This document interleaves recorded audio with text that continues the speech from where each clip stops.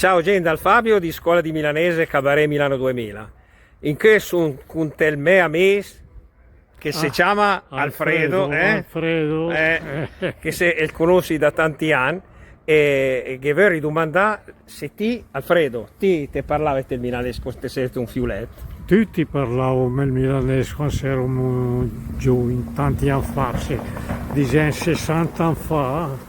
Parlava in ca, fuori, sul tram, tutti parlavano nel milanese e quindi c'era mica problemi. E adesso, ma perché adesso fa più fatica a parlare il milanese?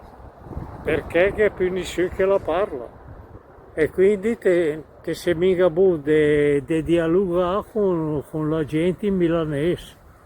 Ma una quai parolina a voi che le sanno, e sceglie la maniera giusta per farli imparare, no? Certo, però se ti parli in milanese, ti fai sgranare gli occhi a quel che ti sente, che capisco.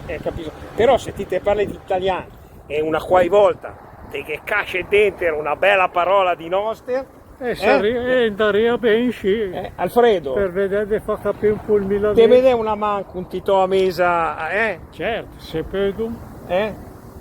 E anche vi alter che vi fa la stessa roba. Lui è disponibile, mi sono disponibile e di alter mi raccomando seguiteci sempre su Facebook, Instagram, YouTube e Telegram. Cercate Scuola di Milanese e ci trovate sempre, vero? Certo.